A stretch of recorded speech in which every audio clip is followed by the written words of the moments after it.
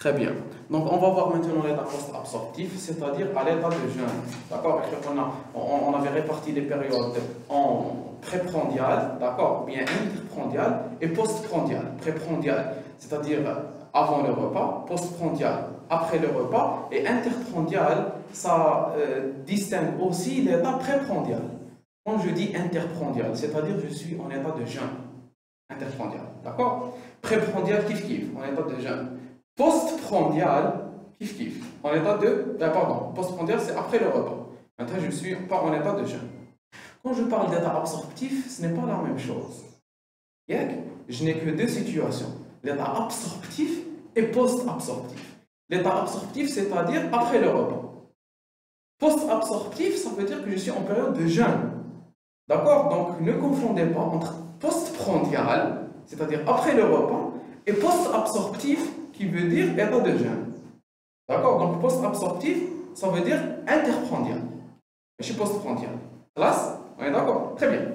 Au cours de la phase post-absorptive, on note un catabolisme net des glucides, des lipides et des protéines pour maintenir constante la glycémie, le cerveau n'utilisant que le glucose comme substrat énergétique. C'est-à-dire que l'organisme a besoin de dégrader les composants énergétiques complexes, les glucides, les lipides et éventuellement les protéines, pour avoir des molécules énergétiques simples qu'il pourra utiliser. Classe? Tous les événements métaboliques observés au cours de cette phase peuvent se résumer en les réactions déterminant une source de glucose dans le sang, épargne glucidique par l'utilisation des lipides dans les cellules comme source d'énergie. Donc j'ai deux principaux phénomènes, ou bien deux principaux principes de régulation. Le premier principe, c'est que je dois maintenir la glycémie constante, quel que soit mon état prandial. En période postprandiale, c'est clair, je suis en train de manger, la glycémie s'élève, le foie et tous les autres organes de régulation visent à abaisser la glycémie pour la maintenir constante. Là, c'est un peu le contraire.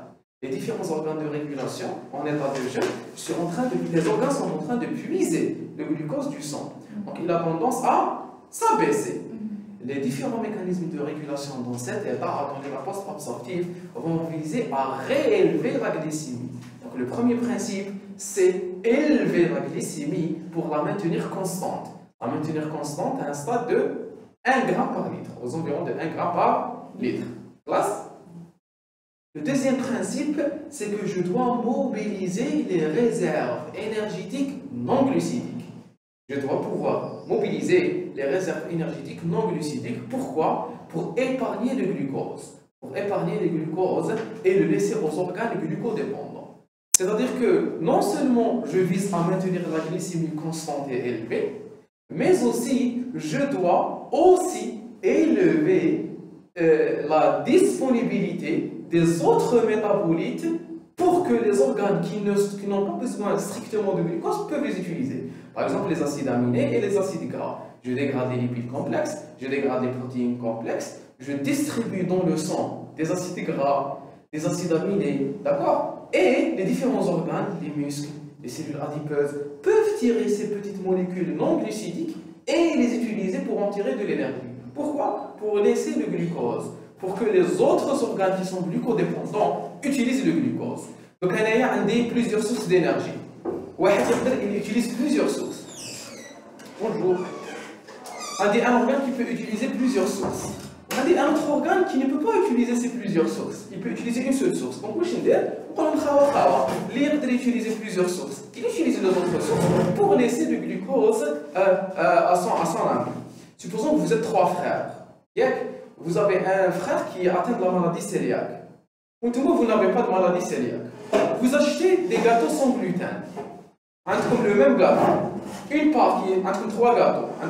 Une part qui est sans gluten et 2 autres parts qui sont avec gluten. Vous n'avez pas la maladie cœliaque et votre frère a la maladie cœliaque. Vous pouvez la nourriture. La nourriture sans gluten. Donc, vous dites, le sans gluten. Vous dites, avec gluten. Non. Donc, vous mangez celle avec gluten et vous lui laissez la nourriture sans gluten. Ça, je ne pourrais pas être égoïste. Et ici, c'est la même chose. Les organes qui ne sont pas glucodépendants, ils vont aller consommer les lipides, consommer les protéines. Voilà. Les sources glucidiques, ils les organes glucodépendants, principalement le cerveau. D'accord? Très bien, très bien.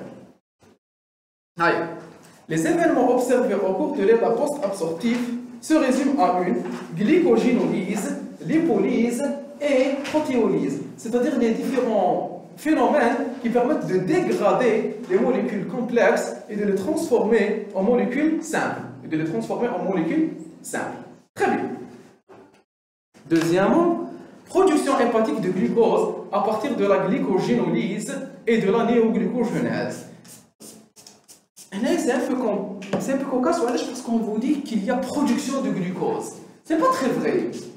Ici, on vous cite les mécanismes hépatiques. On vous dit qu'il y a production de molécules de glucose à partir de deux phénomènes, qui sont la glycogénolyse et la néoglucogenèse. Au cours de la néoglucogenèse, c'est vrai, il y a une production de nouveau de glucose, c'est-à-dire que je n'ai pas de molécules glycidiques et je vais synthétiser du glucose. Mais au cours de la glycogénolyse, en fait, je ne suis pas en train de produire des molécules de glucose, je suis juste en train de les libérer du glucogène.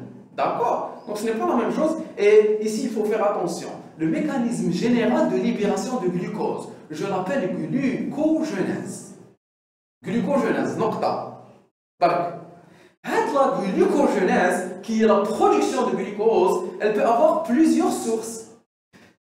Elle peut avoir comme source la glycogénolyse, c'est-à-dire la libération du glucose à partir du glycogène, ou bien la production de glucose de nouveau, c'est-à-dire la production de glucose à partir de molécules non glucidiques. Et c'est ce qu'on appelle néoglucogenèse, ou bien gluconéogenèse. Gluconéogenèse. C'est-à-dire que la glucogenèse comporte deux volets, la glycogénolyse et la néoglucogenèse. Classe? Diminution notamment dans le muscle et diminution notamment dans le muscle de l'utilisation du glucose produit. Donc vous voyez que le muscle va diminuer l'utilisation du glucose. Voilà, on a pour laisser une quantité plus importante de glucose dans le sang pour que les organes glucodépendants puissent l'utiliser. Ou qu'est-ce qu'il utilise le muscle? Le muscle, il utilise le glucose 6-phosphate. Oui, ça, il diminue l'utilisation de glucose. Ça, il a son glycogène, donc il va dégrader son glycogène pour avoir du glucose 6-phosphate. On relève le glucose qui est rentré à l'intérieur de la cellule musculaire ne peut plus en ressortir. Pourquoi? Parce que le muscle ne possède pas de glucose 6-phosphatase. Ça, supposons que les réserves énergétiques intracellules musculaires ne suffisent plus. Le muscle, il a des glucocates. Il utilise les lipides, il utilise les autres sources énergétiques. Comment? Les lipides. Où je les lipides? Comment je peux utiliser l'énergie contenue dans les lipides? How? Dégrade les liaisons. Oui, pour avoir des acides gras. Quand je dégrade une molécule de triglycérides, j'obtiens des acides gras. On appelle ça la lipolyse. Ensuite, très bien. Ensuite, je fais subir à ces molécules d'acides gras une bêta-oxydation, qui est la libération d'acétyl-CoA à partir de ces acides gras. L'acétyl-CoA, je peux l'envoyer au cycle de Krebs. Cycle de Krebs, production d'énergie. Classe? Donc faites attention. Au cours de l'état post-absorptif, à l'état de jeûne, le muscle va diminuer, non pas l'utilisation de glucose, mais il va diminuer l'internalisation du glucose. Il va diminuer l'internalisation du glucose à partir du sang. Qui peut me lier ce qu'on a dit avec ce qu'on a vu la dernière fois? L'internalisation du glucose à l'intérieur du muscle, elle se fait à travers quoi? À travers des glutes 4, très bien, à travers des glutes 4. Et les glutes 4, qu'est-ce qu'on avait dit à propos des glutes 4? Qu'elles étaient insulinodépendantes. On avait dit qu'elles étaient insulinodépendantes. L'expression des glutes 4 nécessitait la fixation de l'insuline sur la cellule musculaire. Ça, ici, est-ce qu'il y a sécrétion d'insuline? Il n'y a pas. Je suis en période de jeûne, donc il y a inhibition de la synthèse et de la libération d'insuline. Donc pas d'insuline, pas d'expression de GLUT4, pas d'expression de GLUT4, pas d'internalisation du glucose. Et c'est pour cela qu'il y a une diminution de l'internalisation du glucose. Mais le muscle, il peut dégrader ses réserves glycogéniques pour avoir du glucose et l'envoyer vers la glycolyse. Vous êtes d'accord? Très bien. Bravo, Châtelain. Très bien, utilisation des acides gras libérés par le tissu adipeux comme substrat énergétique, c'est ce que je viens de dire. Utilisation du glucose glucose et des corps cétoniques par le cerveau. Corps cétoniques, oui, mais aussi le glycogène. Comment? Les acides aminés. Les acides aminés, certains acides aminés, oui, on est d'accord. Certains acides aminés peuvent synthétiser des corps cétoniques. On les appelle les acides aminés cétogènes. La leucine et la lysine. Ils sont exclusivement cétogènes. Il y a des acides aminés qui sont glycoformateurs, des acides aminés qui sont cétogènes, des acides aminés qui sont cétogènes et glycoformateurs. Ceux qui sont cétogènes et glycoformateurs, c'est la tryptophane, la tyrosine, la phénylalanine et l'isoleucine. Ceux qui sont exclusivement cétogènes, c'est la lysine et la leucine. Et le reste des acides aminés, c'est des acides aminés glucoformateurs. Donc, c'est-à-dire que je peux synthétiser des molécules de glucose ou des molécules de corps cétonique à partir des acides aminés. Encore, comment je peux avoir des corps cétoniques? Quel est le mécanisme de base de synthèse des corps cétoniques? Oui, très bien. Dégradation des acides gras. J'obtiens de l'acétyl-CoA et je renvoie ces molécules d'acétyl-CoA vers la cétogenèse.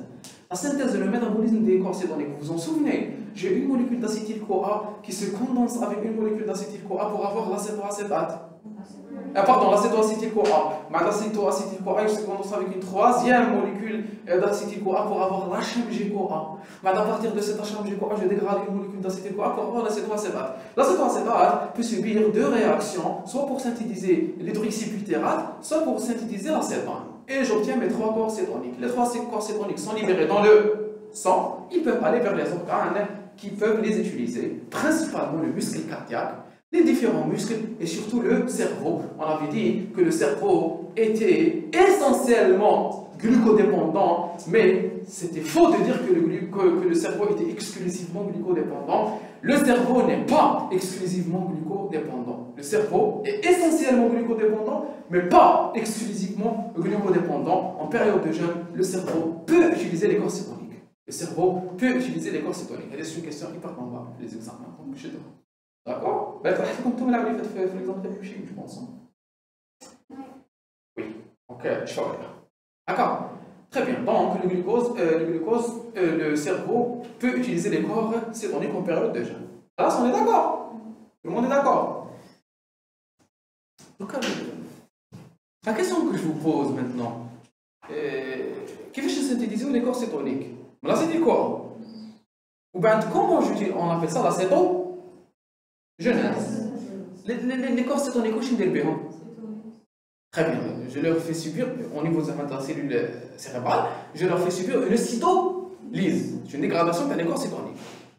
La dégradation de corps cétoniques, je me dis de l'acétyl-CoA. Avec l'acétyl-CoA, je l'envoie vers le cycle de Krebs. Ça, maintenant, le problème qui se pose, elle a une molécule d'acétyl-CoA. Le corps cétonique, je le libère dans le sang. Le corps cétonique, il est récupéré par une cellule. Elle lui fait subir une dégradation. Un des corps cétoniques, un des acétyl-CoA. Acétyl-CoA.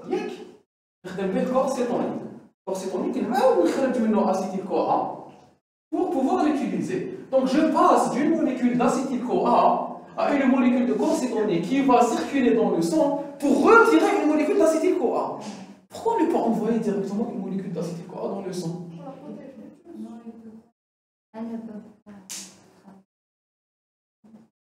علاش هاي ودنك يا جحا يا ودنيا طاحوا كاع من لي ماسك لازم مر الكوفيد شغل ما pour les replacer.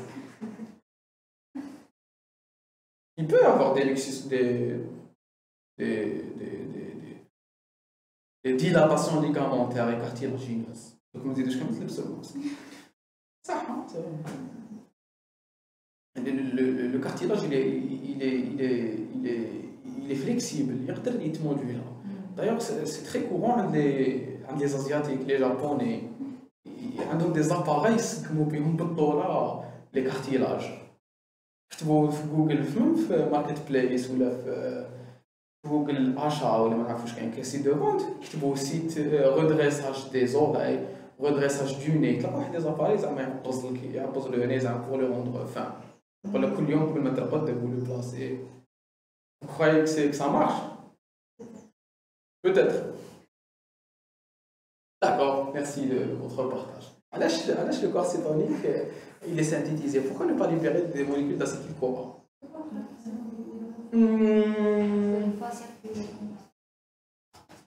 Pour le faire circuler.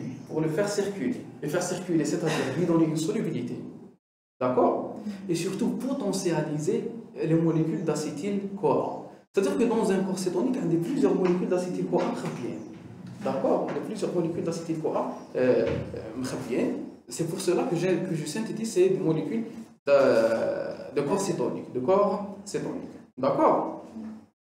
Donc, l'acétyl-CoA n'a pas de transporteur dans le sang, de transporteur plasmatique. Il n'a pas de transporteur membranaire propre qui permettent un transport contrôlé, c'est-à-dire extériorisation des molécules d'acétyl-CoA de leurs cellules qui les synthétisent, internalisation, d'accord? Donc, le hormone et signalisation que pour qu'une molécule sorte d'une cellule et arrive à une autre cellule, il faut des mécanismes de régulation. Il faut de la synthèse, il faut de l'exocytose, il faut un transporteur sanguin, il faut un récepteur, il faut une régulation de ce récepteur. Ça, voilà, là. Très bien. Bravo. Allez, on continue. Source du glucose sanguin, je peux avoir ce glucose à travers de la glycogénolyse. Oui, glycogénolyse. Dans toutes les cellules qui peuvent synthétiser du glycogène, sauf le muscle. On appelle le muscle, une fois une molécule de glucose entre dans la cellule musculaire, elle est phosphorylée et ne peut plus jamais être déphosphorylée. Donc le glycogène que je synthétise au niveau de la cellule musculaire ne pourra jamais être utilisé pour libérer du glucose dans le sang. On est d'accord? Très bien. Néoglycogénèse, oui, les organes qui peuvent la réaliser, principalement le foie et le rein. Lipolyse, dans les muscles qui contiennent des réserves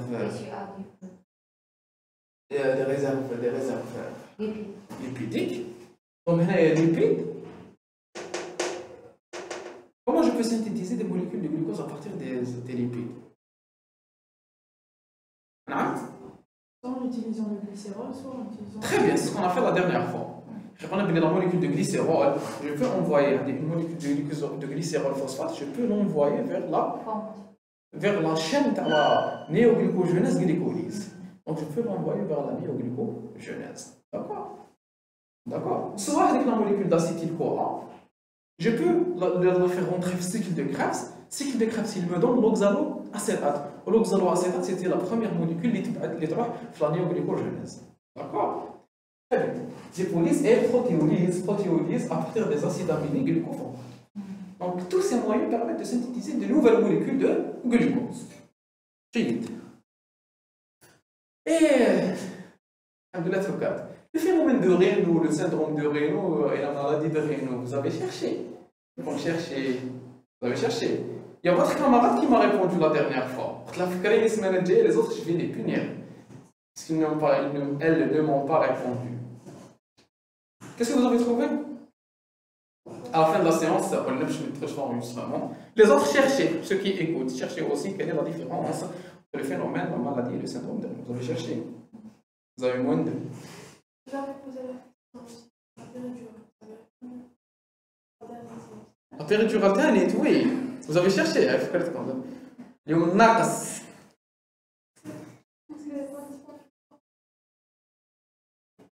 C'était quoi la question? Il faut qu'on ait à la fin de la séance. Voilà, je me dis tout le temps. Oui.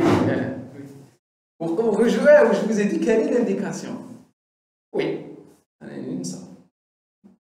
C'est la fin de la séance, nous au cours du jeûne ou en phase post-absorptive, la néoglycogénèse, au cours du jeûne ou en phase post-absorptive, la néoglycogénèse ne fournit pas suffisamment de glucose pour couvrir tous les besoins énergétiques des cellules. À l'exception du système nerveux, la plupart des tissus vont diminuer leur catabolisme de glucose et augmenter leur utilisation en lipides comme source d'énergie. C'est l'épargne glucidique. L'épargne glucidique, souvenez-vous que l'épargne glucidique, c'est ce que je viens de dire. C'est une cellule qui n'est pas égoïste, qui peut utiliser deux sources d'énergie. Elle préfère utiliser la source commune pour laisser le glucose à son ami, l'autre cellule. Ou souvenez-vous de l'exemple de la maladie cœliaque. L'épargne. J'épargne le glucose, je l'épargne, je ne l'utilise pas. Parce que je peux utiliser les lipides. Donc j'utilise les lipides ونخلي le glucose اللي سيرفو. D'accord? C'est un moyen d'entraide entre les différentes cellules. Vous voyez que les cellules, elles sont très différentes, les cellules. Elles sont altruistes. L'ithar, voilà, l'ithar. Elles préfèrent utiliser une autre molécule non glucidique et laisser ce glucose au cerveau. C'est plus difficile de tirer de l'énergie du glucose ou des lipides. Des lipides, c'est plus long, d'accord? Une molécule lipidique, elle est plus énergétique, mais en tirer l'énergie est plus long. Il nécessite plus de moyens, d'accord? Très bien, très bien. La lipolyse, au niveau des tissus adipeux, fournit le glycérol qui sera utilisé par le foie, c'est ce qu'on vient de dire, dans la néoglycogénèse. C'est-à-dire que le squelette carbonétaire, le glycérol, je peux l'envoyer la voie glycolyse, néoglycogénèse. Et les acides gras libres qui seront métabolisés par les différents tissus pour fournir de l'énergie selon deux voies. Soit la bêta-oxydation, soit l'entrée de l'acétyl-CoA dans le cycle de Krebs. D'accord? Donc, je peux utiliser les acides gras en leur faisant subir la bêta-oxydation, fournissant des atomes d'hydrogène pour la phosphorylation oxydative et l'acétyl-CoA. Parce que la bêta-oxydation me donne directement lié à des donneurs d'hydrogène, des flash respiratoire mitochondrial, ou dites-moi l'acétyl-CoA. L'acétyl-CoA est un cycle de Krebs, c'est une ATP qui flash à travers aussi des donneurs d'hydrogène. La bêta-oxydation, l'acétyl-CoA, qui fait me donner de l'énergie en me donnant du NADH et du FADH. هذاك الناتج الفاتح يدخل في la respiratoire mitochondriale où il me donne de l'énergie. D'accord? Entrée de l'acétyl-CoA dans le cycle de Krebs est catabolisé en CO2 et H2O. C'est ce que je viens de dire. Donc l'acétyl-CoA qui trouve le cycle de Krebs, il me donne de l'énergie. L'essentiel, c'est que les lipides, les acides gras, les acides gras, je peux les utiliser pour avoir de l'énergie.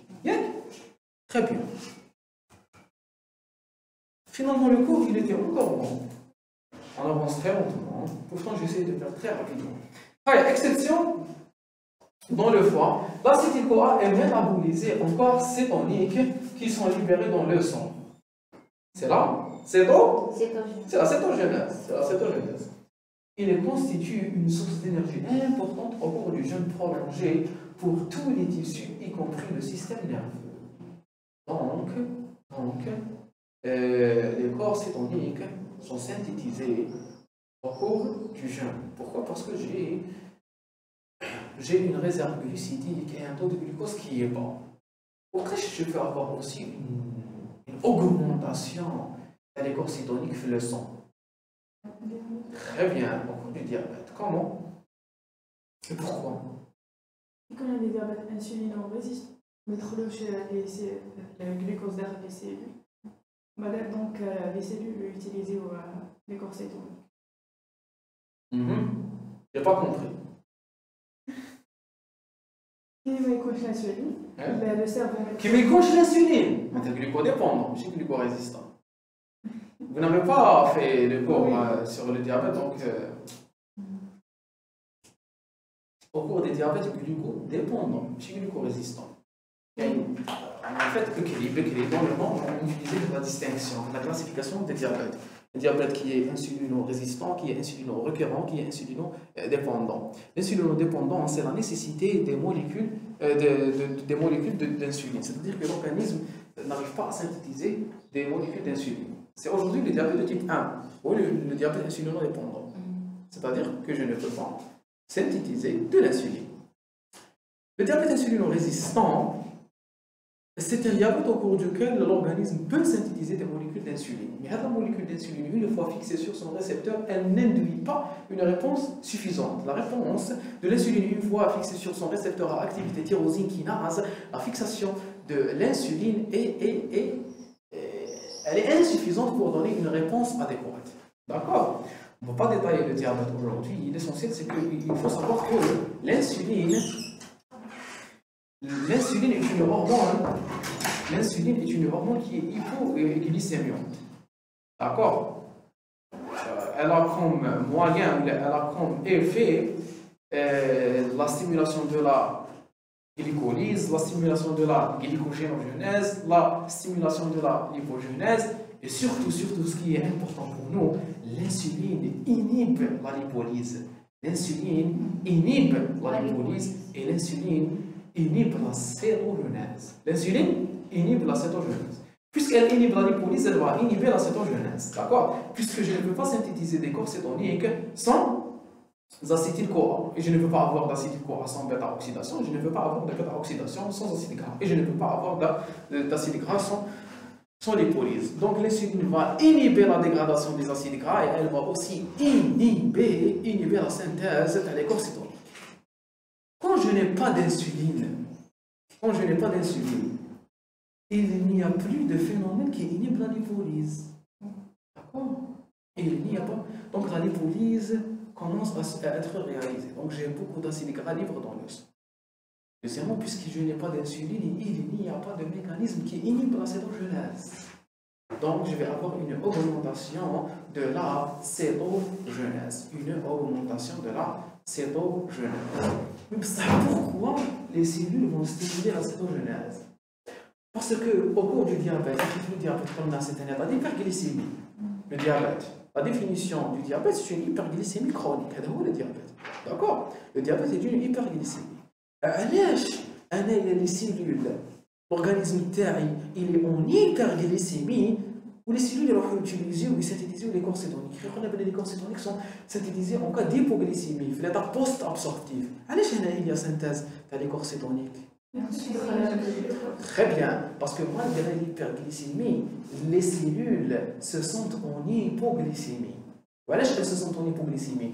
Le glucose, il est élevé dans le sang. Il est élevé parce que la cellule. La cellule a oui, mais elle ne peut pas l'internaliser parce qu'il n'y a pas de GLUT4. Parce que les GLUT4 sont insulinodépendantes. Mais qu'est-ce que l'insuline? Mais qu'est-ce que l'expression de la GLUT4? Puisque mais qu'est-ce que l'expression de la GLUT4? Mais qu'est-ce que le glucose dans la cellule? Qui met le glucose dans la cellule? Elle ne peut pas l'utiliser. Donc elle n'a pas de réserve énergétique. Donc elle se sent en hypoglycémie. Malgré l'hyperglycémie environnante, la cellule se sent en hypoglycémie et elle essaie d'avoir d'autres réserves énergétiques et elle stimule la cétogenèse. Cette cétogenèse est normalement inhibée par l'insuline. Mais que chez l'insuline, il y aura une augmentation des corps cétoniques. C'est-à-dire que il faut savoir aussi, enfin, que chez le diabétique de type 2, le diabétique qui est principalement insulino-résistant, l'insuline et les cellules sont résistantes à l'insuline. La petite quantité de l'insuline qui est sécrétée, chez la petite, la quantité d'insuline, parce qu'au début du diabète de insulino-résistant, il y a un hyperinsulinisme. Nous n'entrons pas dans les détails, ce n'est pas important. L'essentiel, ce qui est important pour vous, c'est de savoir qu'un le diabétique de type 2, il y a une sécrétion de l'insuline. C'est-à-dire que la sécrétion de l'insuline, elle n'est pas suffisante pour normaliser la glycémie. Elle est suffisante pour inhiber la cétogenèse. Donc chez le diabétique de type 2, me cache une synthèse de corps cétonique. Jamais un diabétique de type 2 qui est équilibré, qui est au début de son diabète et qui traite bien son diabète, jamais on peut avoir une cétose endo. Une cétose ou une acidocétose à l'aide des corps cétoniques. Parce que mais synthétiser chez les corps cétoniques le diabétique de type 2. D'accord? On peut retrouver des cétoses diabétiques, le diabétique de type 2, quand le diabète est très mal équilibré, ou là quand il est avancé, parce que quand le diabétique avance dans son diabète, il arrive à un stade d'insulinodépendance. Parce que les réserves énergétiques, les réserves d'insuline commencent à diminuer progressivement. Le diabétique de type 2, il a l'insuline. Les diabétiques de type 2, ils يشربوا الدواء. وبعد au fur des années, يسحقوا l'insuline. وعلاش؟ parce que les réserves insuliniques تاعهم يخلصوا. D'accord? Même quand il y a des progresseurs, bon, les progresseurs rapides. Je ne sais pas pourquoi on vous a enlevé le cours de le diabète, c'est un cours très important. Je ne sais pas pourquoi. L'essentiel, vous avez compris les corps cétoniques. Les corps cétoniques sont inhibés, la synthèse des corps cétoniques est inhibée par l'insuline. La synthèse des corps cétoniques est stimulée par le gène. Elle est stimulée au cours du diabète insulinodépendant. Pourquoi elle est stimulée? Parce que la cellule, malgré l'hyperglycémie, elle se sent en hypoglycémie parce qu'elle ne peut pas internaliser le glucose. L'insuline est censée inhiber cette cétogenèse, mais cache l'insuline. Puisque ma cache l'insuline, il y aura une augmentation de la synthèse des corps cétoniques. Et il y aura une augmentation des corps cétoniques dans le sang. C'est quoi la conséquence de l'augmentation des corps cétoniques dans le sang? Très bien. Si elle s'élève, je peux avoir une acidose. Une acidose qui m'a créé biochimie, l'équilibre acido-basique. Je vais les classer avec Z واحد. هو ما تحشموش ما تخافوش. Très bien, c'est une acidose métabolique atro-anionique élevée. Bravo, bravo, bravo. C'est une acidose métabolique atro-anionique élevée. Voilà, parce que les corps cétoniques sont chargés négativement. Et l'équilibre acido-basique est directement lié à l'équilibre hydroélectrolytique. Donc, l'organisme il y a une augmentation de la synthèse des corps cétoniques. Les corps cétoniques sont chargés négativement. L'organisme va retrouver une charge négative qui est très élevée. Et s'il y a la charge négative, qu'est-ce que l'organisme, quelle est la molécule qu'il peut contrôler pour diminuer la charge négative? C'est les bicarbonates. C'est les bicarbonates. Donc, l'organisme il va éliminer les bicarbonates au niveau des urines, au niveau des urines, et donc il y a une diminution, on appelle ça une diminution de la réabsorption de bicarbonate. Il y a une bicarbonaturie. La bicarbonaturie va être accompagnée d'une acidose. Une acidose parce que j'ai une diminution de taux de bicarbonate dans le sang. C'est une acidose métabolique, atro-anionique, élevée. Et le atro-anionique, il est élevé par quoi? Il est élevé par des anions endosés de type corps cétonique. De type corps cétonique. Très bien, très bien. C'est tout le cours de l'acidose. S'il y a un cours qu'il ne faut pas oublier cette année, c'est avec le cours. D'accord? Les utilisez bien. Parce que ça coûte bzaf. En troisième année, surtout en cinquième année. Pédiatrie, endocrino, physiopathe, partout. Attention, il faut bien faire votre physiologie. La physiologie est médecine. Aïe. جيد. خلاص؟ On est d'accord. فهمتوا علاش le diabétique عنده des corps cétoniques. هاي فيسك نتوما شاطرين مدوا لي لو تريتمون تاع لاسيتوز. لو ميغ تريتمون تاع لاسيتوز. L'insuline. Puisque ما عندوش l'insuline مدوا l'insuline. D'accord, la réhydratation ou l'insuline. D'accord? On n'a pas toujours recours à l'insuline, mais bon, le principal traitement pour vous c'est l'insuline. Je dois lui donner de l'insuline pour inhiber avec la synthèse des corps cétoniques. C'est clair? Est-ce que vous avez des questions? Allez-y. Là? Je perds. L'insuline, je perds. C'est une hormone de mise en réserve. Donc, oui. En présence d'insuline, la cellule doit faire plus de métabolisme. Ça fait plus d'énergie. Non. Non. Elle met en réserve de l'énergie par des molécules complexes. Elle n'utilise pas l'énergie. Ne libère pas l'énergie. Elle la réserve. Donc, elle diminue la glycolyse, elle envoie vers la glycogénogenèse. Elle diminue la lipolyse, elle envoie vers la lipogénèse. Elle diminue la bêta-oxydation, elle envoie vers l'estérification. D'accord? Il y a la mise en réserve, c'est-à-dire la réduction de l'utilisation de l'énergie. L'insuline, semaine ou l'inchiano? Semaine. Parce qu'elle réserve l'insuline, elle réserve l'énergie et elle n'utilise pas. Zid, il y a la question là. Allez-y. Vous avez une autre question? L'hypercalémie. Et? Oui. Oui. Parce que l'insuline stimule l'entrée de potassium à l'intérieur de la cellule. C'est pour cela qu'on utilise l'insuline en cas d'hypercalémie. D'accord? On peut utiliser l'insuline dans la réduction de l'hypercalémie. D'accord? Oui. Parce que l'insuline, c'est une hormone de mise en réserve, donc la cellule l'insuline تقول لها باللي راكي رايحه تستعملي راكي حديري بزاف ديال réactions enzymatiques, donc دخلي البوتاسيوم باش تستعمليه في هذه les réactions.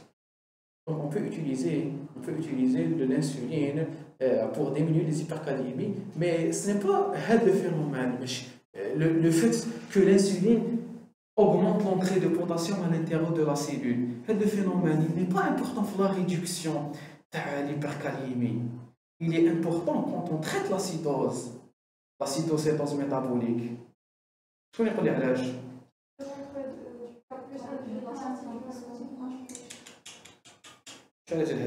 Parce que les corps cétoniques sont chargés négativement. Parce que les corps cétoniques sont chargés négativement, quand j'ai une cétonurie, une élimination dans les urines dans les corps cétoniques, ils vont prendre avec eux les potassiums. Les corps cétoniques vont d'abord prendre le potassium de la cellule. يخرج البوتاسيوم من la cellule parce qu'il y a des corps cétoniques élevés dans le sang qui sont chargés négativement. La charge négative va tirer la charge positive vers elle. Au bas des idos, ils sont éliminés dans les urines. Donc, avec la charge négative les urines, tu peux mettre le potassium. Donc, je peux avoir une hyperkaliémie et une hyperkaliurie. Ça, c'est ça. Donc, qui dosent le potassium, une personne qui est en acidocétose diabétique, qui dose le potassium, tu peux le normal, tu peux le هابط, tu peux le طالع.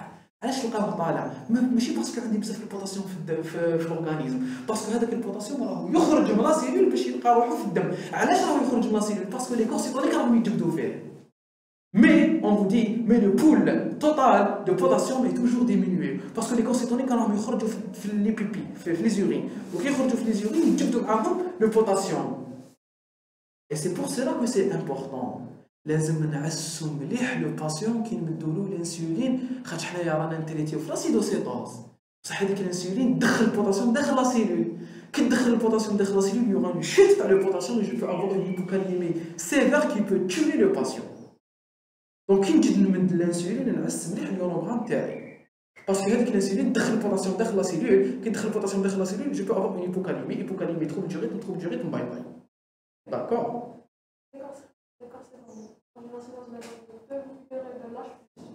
Les corps cétoniques, oui, c'est le mécanisme de l'acidose, mais le mécanisme de l'acidose qu'il faut retenir, c'est qu'ils ont une charge négative. Mais chez le fait qu'elle libère les H+, non. Le mécanisme, c'est une acidose métabolique atroanimique élevée. C'est-à-dire qu'il y a une élévation de la charge négative, et l'élévation de la charge négative va induire une élimination de bicarbonate, ou l'élimination de bicarbonate par les acides carboniques va libérer les H+. D'accord. Mais chez les corps cétoniques, ils libèrent les H+, non. C'est leur charge négative qui induit une bicarbonaturie et la bicarbonaturie induit une élévation des H+. D'accord. Voilà ce que je veux pour l'acide. Acidocétose, une acidocétose. C'est la charge négative des cétoses qui induit l'acidose. D'accord. Attention, c'est très important les mécanismes. Alors, on est d'accord. Donc, je fais qui travaille en endocrino ou la diabéto, il faut toujours surveiller le ionogramme, c'est le potassium. C'est très dangereux la cétose. Le potassium, c'est l'élément clé à surveiller. D'accord? Donc, monsieur, en cas de diabète de type 2,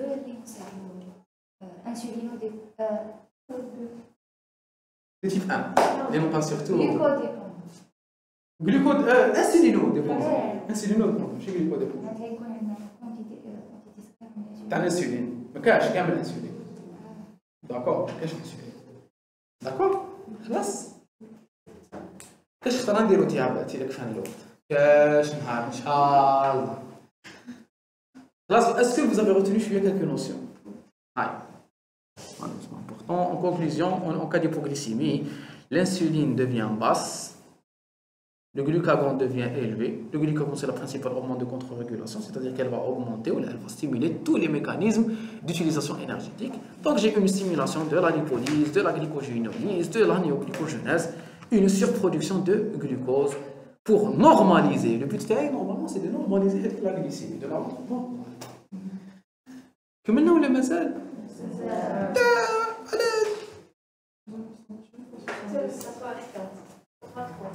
Contrôle hormonal et nerveux des états absorptifs et post-absorptifs.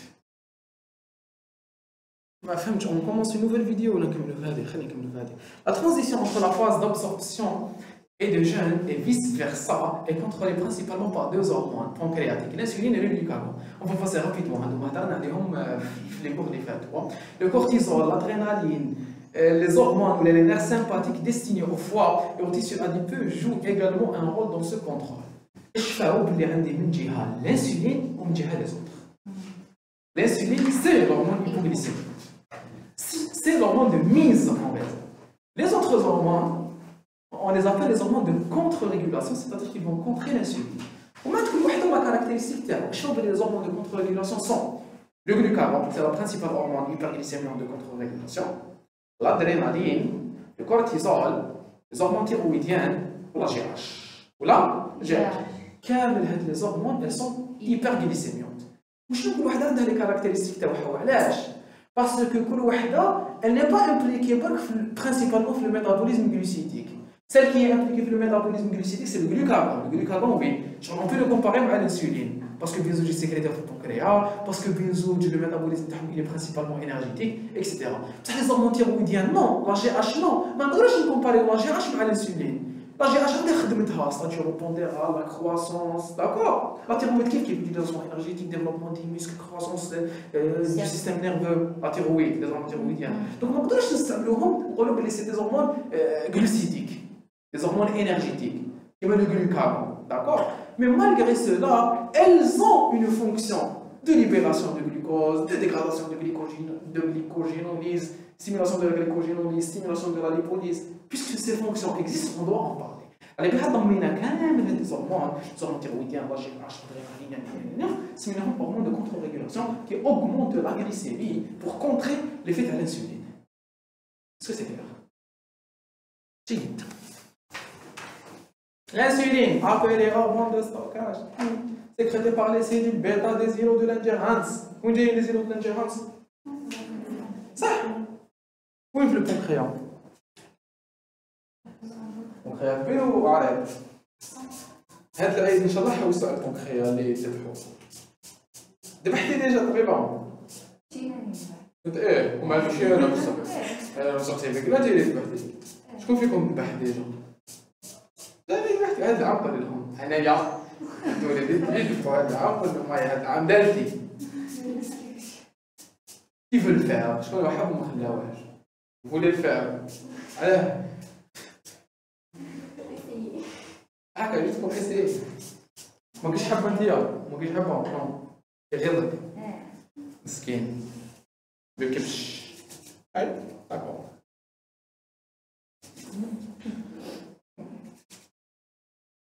اوكي les cellules bêta les cellules bêta du pancréas elles sont situées au niveau du pancréas endocrin au niveau des îlots de l'ingérence principalement la queue du pancréas. Donc, l'être humain, je suis un pancréas qui est défait. Oui, merci. Je fais tout. C'est bien, oui. Sa sécrétion et sa concentration plasmatique augmentent en phase absorptive, c'est-à-dire à l'état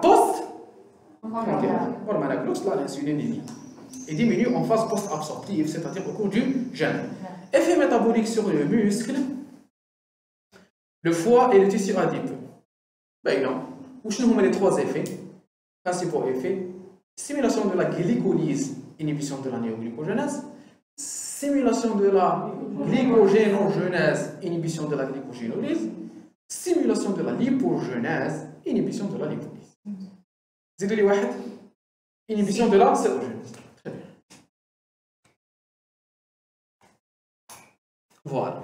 L'insuline, elle va stimuler le transport du glucose. Comment? Très bien, en favorisant l'expression de la glucose. Elle va stimuler la lipogenèse, stimulant les enzymes de la lipogenèse. Tu vois, je suis bien. La carboxylase, la citrasynthase, d'accord? Bien. Glycogénogenèse, tu vois les enzymes de la glycogénogenèse? La glycogène synthase principalement. Synthèse protéique au niveau de toutes les cellules. La synthèse protéique, c'est la synthèse de liaison peptidique entre les différents acides aminés. Très bien. Expression de gènes, certains gènes, d'accord. Plus ou moins, elle peut stimuler, elle peut inhiber. D'accord. Donc elle a un effet intranucléaire, l'insuline. Malgré le fait que son récepteur soit un récepteur cellulaire, un récepteur très bien membranaire, elle possède aussi des effets nucléaires. Comment? C'est à travers sa cascade de phosphorylation. L'insuline se fixe sur son récepteur à activité tyrosine kinase, mais le récepteur il est endocité. Vous, l'insuline au cours de son transport intracellulaire, elle continue ses phosphorylations sur des résidus tyrosines. Certaines protéines qu'elle phosphoryle, les phosphorylants, ces protéines se transforment en facteurs de transcription. Les facteurs de transcription, pour stimuler l'expression des gènes. À propos, synthèse d'ADN. D'accord? Donc vous voyez que c'est des effets de d'accord? Mais c'est principalement, ça reste principalement une hormone de mise en réserve. De mise en réserve et inhibe l'utilisation énergétique et stimule le stockage de cette énergie. Bien. Contrôle de la sécrétion de l'insuline. Quels sont les différents moyens de contrôle? Par les nutriments eux-mêmes ou par l'état frontal. Le principal facteur contrôlant la sécrétion de l'insuline est la concentration plasmatique de glucose, la glycémie. Son augmentation stimule la sécrétion d'insuline. Pic d'insuline très important. Baklawa, c'est un des principaux facteurs باش تمرضوا بالديابيت. اللي يحب يمرض بالسكر ياكل حبه بقلاوه كل يوم. تاكلي البقلاوه انت يا جامي. Vous ratez beaucoup de choses dans votre vie. Alors que ça baisse l'inhibe, la baisse de la glycémie inhibe la libération de l'insuline. Cette régulation se fait par rétrocontrôle négatif. Boucle élémentaire de régulation. Je ne sais pas s'il l'a dessiné. Voilà. Donc j'ai une augmentation de la glucose plasmatique. C'est une hyperglycémie. Cette hyperglycémie va stimuler les cellules bêta. Est-ce que je dois vous parler de ça? Est-ce que vous savez comment l'élévation de la glucose stimule la synthèse de l'insuline? Vous le savez ou là? On parle comme là. On a 2 minutes. Allez, on va 2 minutes. J'ai une élévation de la glycémie. Le taux de glucose est là, le sang. Au niveau des cellules pancréatiques, les cellules bêta de l'ingérence ont des récepteurs des glutes de type 2. Maintenant, je des glutes 4, le pancréas. Je vais te donner les glutes au début. Les glutes qui internalisent le glucose au niveau du pancréas ne sont pas insulinodépendants. C'est-à-dire que le glucose, à travers ces glutes, va passer à travers son gradient de concentration. Quand il y a une élévation de la glycémie, il trouve le glucose. Il trouve le glucose parce que les glutes, au niveau de la cellule bêta des îlots de l'ingérence du pancréas endocrine, sont toujours exprimées. Elles sont toujours exprimées à la surface membranaire des cellules bêta. Donc, stade de la glycémie, il trouve le glucose. Il y a une internalisation du glucose. Qui trouve le glucose, ça va aller une glycolyse. Ça va aller une glycolyse. Ça va aller une glycolyse. Quelle est la première enzyme qui agit ici? La glycolyse? Question piège. Glucokinase. Je vais vous dire que l'exokinase est ubiquitaire ou la glucokinase qui est le foie le pancréas. Le foie le pancréas. Ça, c'est là. Donc ici, ce sera la glucokinase. Je dois avoir un point de la seconde. La glucokinase. J'ai ça sera la glycolyse du pyruvate. Le pyruvate, il me dit l'acétyl-CoA à travers la décarboxylation oxydative du pyruvate. De l'acétyl-CoA, il me dit cycle de Krebs. Cycle de Krebs, il me dit les donneurs d'hydrogène. Les donneurs d'hydrogène vont me donner de l'ATP. Il y aura une phosphorylation oxydative pour me donner de l'ATP. Il y aura une augmentation de l'ATP. L'augmentation intracytoplasmique d'ATP va aller vers des récepteurs membranaires. Avec la membrane plasmique. D'accord. On a un récepteur membranaire. Le récepteur, c'est quoi? C'est un récepteur canal.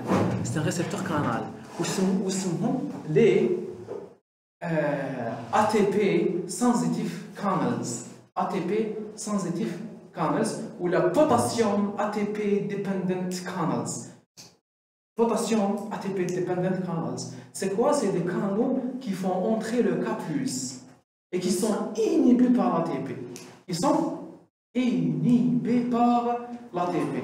Donc il y a une qui trouve la molécule de glucose, il trouve la molécule de glucose, ça va la glycolyse, et ça va le cycle de Krebs, ça va la phosphorylation oxydative, il y aura une augmentation de l'ATP intracellulaire. Donc les molécules d'ATP, ils vont bloquer ces canaux. Le blocage de ces canaux, c'est des canaux de fuite, des canaux. Quand il y aura blocage de ces canaux, le K+ ne peut plus entrer. Quand le K+ ne peut plus entrer, il y aura une dépolarisation membranaire. Une dépolarisation membranaire qui va créer un potentiel d'action. Le potentiel d'action va aller cheminer dans toute la membrane de la cellule bêta. Un canal calcique potentiel dépendant. La dépolarisation membranaire va stimuler ce canal calcique. Il va retrouver des vésicules dans lesquelles est stockée l'insuline.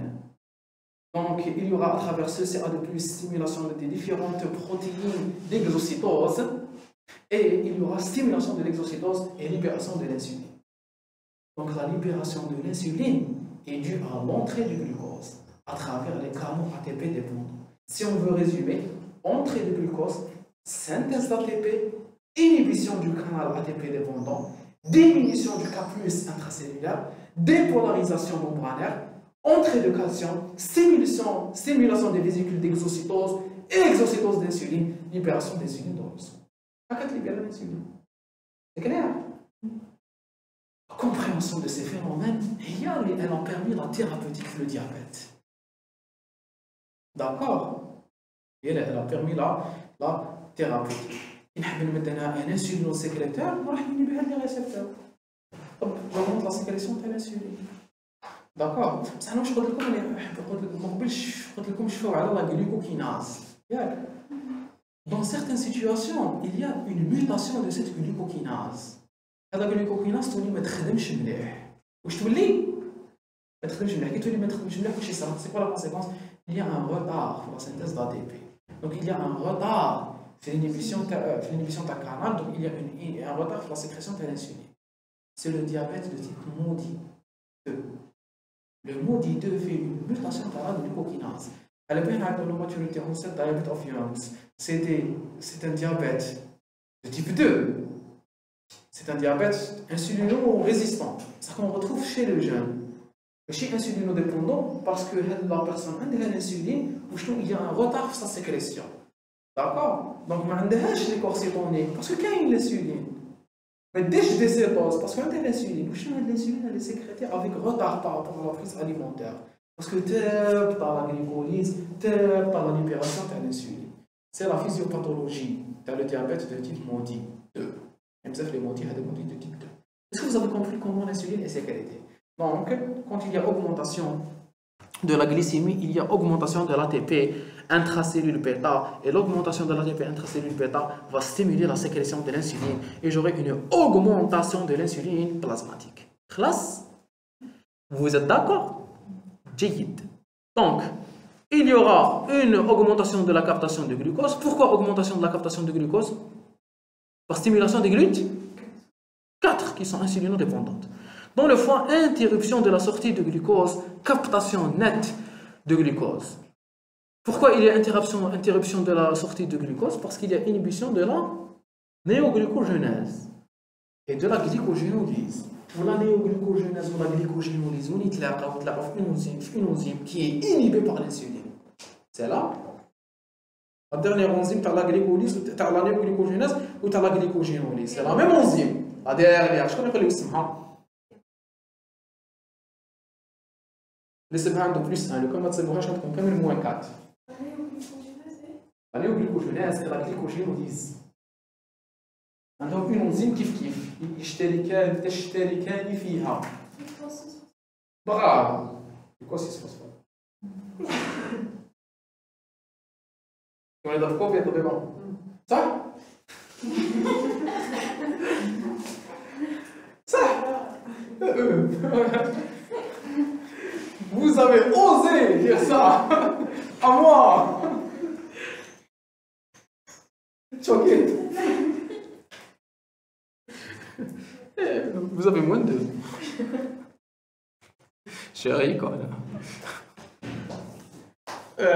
Donc, il y aura une stimulation de la synthèse et la libération de l'insuline. Et donc, il y aura...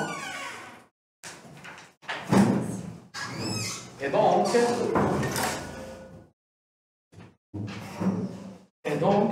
il y aura une augmentation de la captation de glucose et une inhibition de différents phénomènes de libération de glucose. On a la glycogénolyse ou la néoglucogénèse. Le but final de l'inhibition, c'est qu'il n'y a plus de libération de glucose dans le sang. Très bien. Jusqu'à retour de la glycémie à la normale. Allez, on avance. L'insuline, toujours dans le contrôle de sa sécrétion par les hormones, les incrétines GLP-1 et GIP amplifient la réponse de l'insuline au glucose. Leur baisse après un repas prévient une hypoglycémie induite par l'insuline.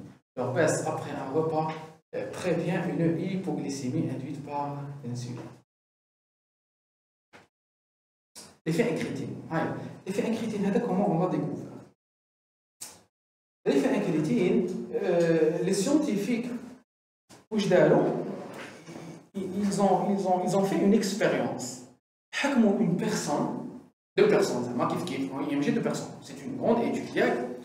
On a remarqué que lorsque j'injecte une quantité de glucose dans le sang, directement dans le sang, et lorsque je donne cette même quantité de glucose par voie orale, la même quantité de glucose, ça je l'administre par deux voies différentes. Voie orale ou voie sanguine, ou la voie entérale et voie parentérale. La sécrétion de l'insuline et les effets induits par l'entrée de ce glucose sont différents. Ils sont différents dans les deux situations. Donc, quand je donne le glucose par voie orale et quand je donne à travers le sang. La quantité d'insuline sécrétée après administration de glucose par voie orale est plus importante que la quantité d'insuline libérée, introduite par voie sanguine. Maintenant, qui met le glucose dans le fond ou qui met le glucose dans le sang, mais il stimule les cellules bêta. Qui met le glucose dans le macla, il stimule les cellules bêta ou la glycémie tabat ktar. Et on a découvert l'effet incrétine. Les deux hormones, incrétine, GLP-1 et GIP, sont libérées par l'intestin. Les cellules intestinales qui يتلاقاو مع السكر يليبريو les GLP-1 et la GIP. La GLP-1 elle exerce un effet incrétine. Est-ce qu'ils ont l'effet incrétine, c'est quoi? C'est une augmentation de l'insulinosécrétion, augmentation de la sensibilité des cellules à l'insuline, augmentation de la satiété, d'accord? Et autres effets sur les différents organes. On appelle cela l'effet incrétine. D'accord? On appelle cela l'effet incrétine. C'est des hormones. C'est des hormones, oui. Maintenant, les incrétines. Est-ce que vous êtes d'accord?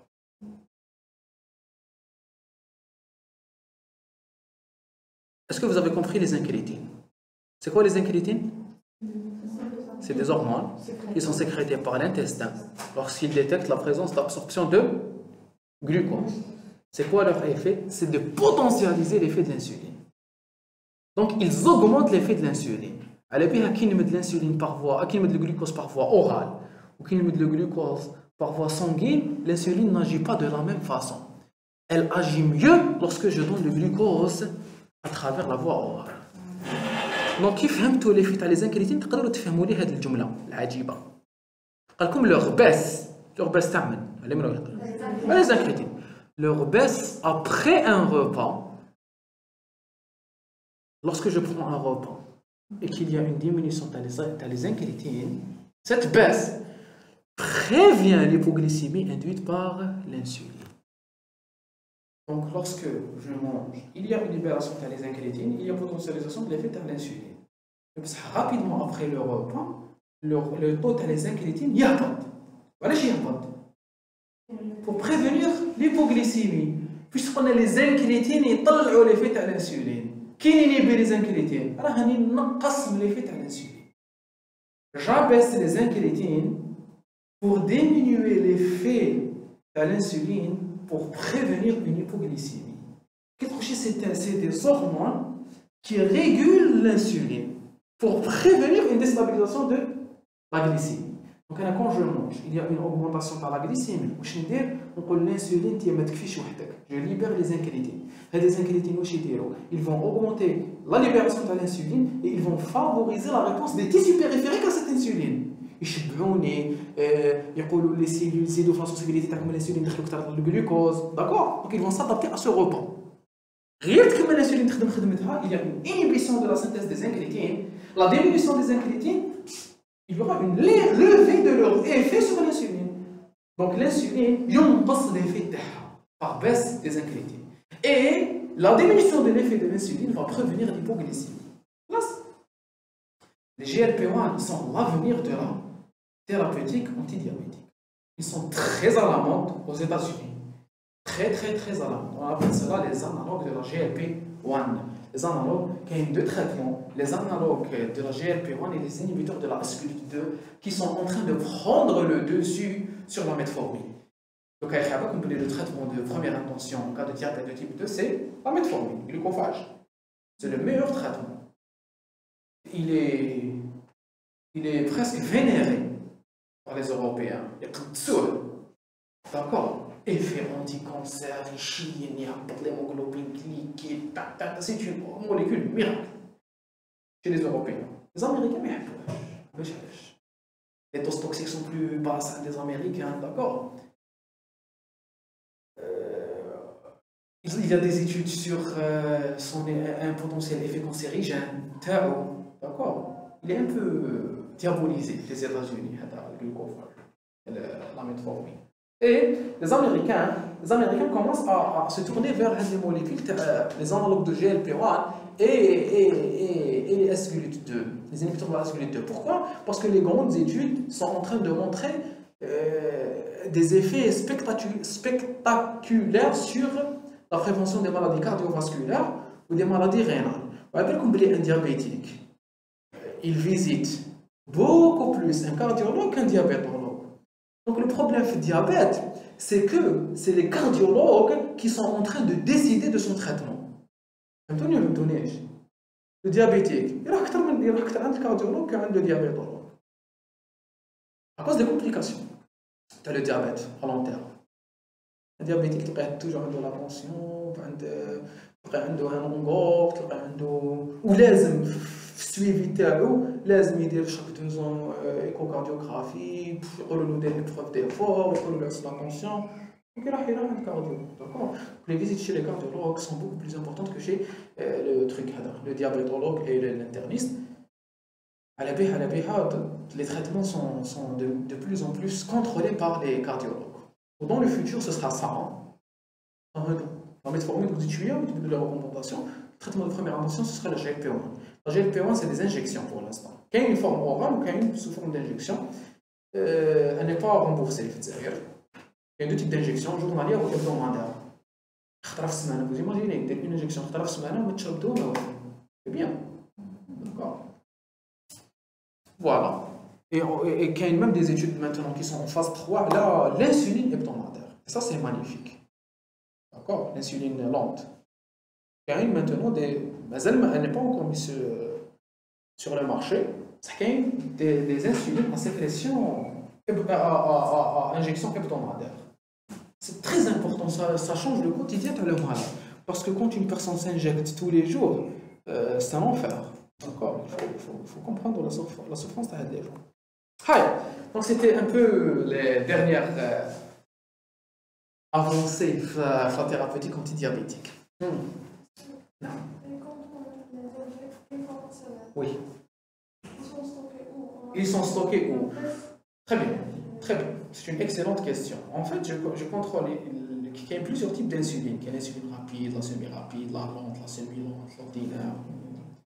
Le but final de l'insulinothérapie, le traitement par l'insuline, c'est quoi? C'est de pouvoir mimer au mieux la sécrétion physiologique de l'insuline. Le pancréas a plusieurs types de sécrétion. Il y a une sécrétion basale de l'insuline, c'est-à-dire une sécrétion qui est continue. Pour inhiber la cétogenèse, pour contrôler le métabolisme glycémique au repos, l'insuline, le pancréas, il la libère tout le temps. Mais chez nous, il y a une sécrétion que j'appelle sécrétion basale. Ou qu'il y a des bolus, des chocs de l'insuline, des iludes sécréteurs. D'accord? Qui nous donne des doses d'insuline, on ne peut pas mimer le pancréas. Le traitement qui mime le mieux le pancréas, c'est la pompe à insuline. Et des pompes, on va commencer plus tard, où on contrôle les injections.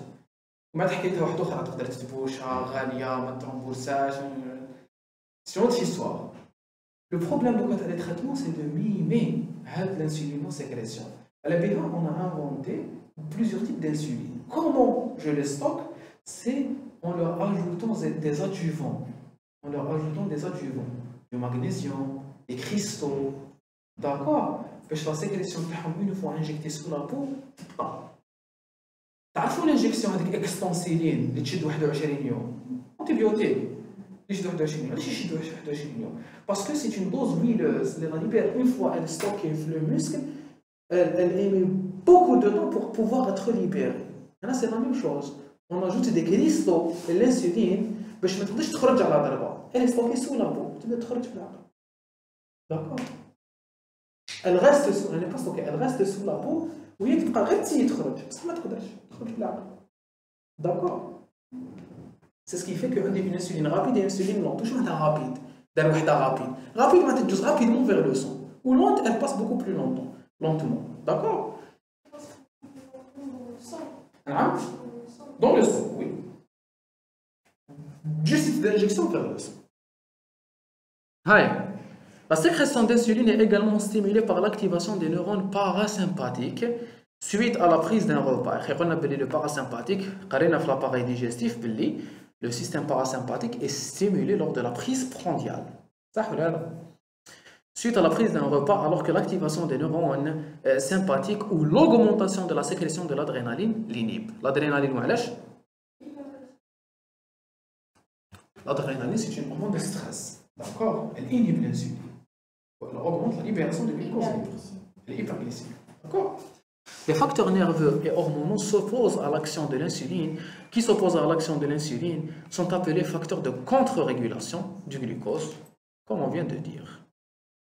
Allez, on a combiné l'insuline, on va voir le glucose. Sécrété par les cellules alpha des îlots de l'endurance, très rapidement, sa sécrétion et sa concentration plasmatique augmentent en phase post-absorptive, c'est-à-dire à l'état de jeûne. Les principaux effets du glucagon sont hépatiques, entraînant une élévation de la concentration plasmatique du glucose à travers la glycogénolyse et la néoglycogénèse, en plus de la synthèse des corps acétoniques. Très bien, donc diminution du taux de glucose dans le sang, stimulation, car les différents mécanismes d'augmentation des réserves énergétiques, des molécules énergétiques, donc lipolyse, libération des acides gras, glycogénolyse, libération de glucose. Pourquoi? Pour réaugmenter la glycémie qui s'établissait. L'adrénaline et les nerfs sympathiques destinés au foie inhibent la sécrétion d'insuline et stimulent celle du glucagone. C'est une hormone de contre-régulation, donc elle va augmenter la glycémie, elle doit inhiber l'insuline. L'adrénaline entraîne directement une glycogénolyse, une néoglycogénèse et une lipolyse. D'accord? ما تقولوش باللي الجلوكاغون يستيمولي لا ليبوليز بصح الادرينالين يستيمولي لا نيوغليكوجينيز ولا ليبوليز ما تحفظوهمش هكا ما تحفظوش لي زيفي باغ هرمون حفظوا لي زورمون باغ ايفي داكور بينما تروحوا تحفظوا هاد لي بلونج وكان يسقسيكم على الادرينالين باينه بلي الا سقساكم اسكو تستيمولي لا نيوغليكوجينيز ولا لا غليكوجين ولا لا غليكوليز تكوشيو نيوغليكوجينيز Donc, est-ce que le phénomène il augmente la glycémie ou il pas? N'apprenez pas les effets des hormones. Apprenez juste quelques effets spécifiques. خارج على هذوك. صح synthèse ou la dégradation ما تحفظوهمش. باين باللي les hyperglycémiens vont stimuler la dégradation, les hypoglycémiens vont stimuler la synthèse. Allez pas apprendre. Diminution du glucose dans le plasma, c'est-à-dire hypoglycémie. L'hypoglycémie va stimuler la médulose surrénale, qui est le site de sécrétion de l'adrénaline, augmentation du taux d'adrénaline. Elle va exercer ses effets. Stimulation de la glycogénolyse, stimulation de la néoglycogénèse et de la néoglycogénèse et de la glycogénolyse, augmentation de la lipolyse. Tous les moyens de dégradation d'énergie. À l'état physiologique, donc on passe au cortisol. À l'état physiologique, le cortisol a un rôle permissif. Où je m'appelle permissif? Il augmente l'effet des autres hormones. On avait vu sur la première séance. Dans l'adaptation au jeûne. Au cours du jeûne, la présence du cortisol permet le maintien des concentrations des enzymes clés de la néoglycogénèse et de la lipolyse dans le foie et dans le tissu adipeux. Donc il va favoriser les effets hyperglycémiques. Très bien. hormone de croissance. Vous voyez, les effets physiologiques de la GH sont la stimulation de la croissance et de l'anabolisme protéique, synthèse de la matière vivante, et la synthèse de la matière vivante a besoin d'énergie. Donc, cette hormone va stimuler la libération d'énergie pour l'utiliser dans la croissance de la matière vivante. La GH a des effets anti-insuline, augmente la sensibilité des adipocites aux facteurs de lipolyse, de dégradation des lipides, diminue la capacité de l'insuline à induire une captation de glucose par le muscle et par le tissu adipeux. Et là, c'est quoi? Elle diminue la capacité de l'insuline à induire une captation de glucose. Hein? Oui. Ça, c'est quoi cet effet? Comment on l'a appelé? L'épargne. D'accord? Elle inhibe l'internalisation du glucose par les cellules. Donc, c'est le phénomène d'épargne. Pourquoi elle inhibe? Pour le laisser au cerveau et aux organes glucodépendants. Elle augmente la néoglucogénèse. Homéostasie énergétique au cours de l'exercice physique et du stress.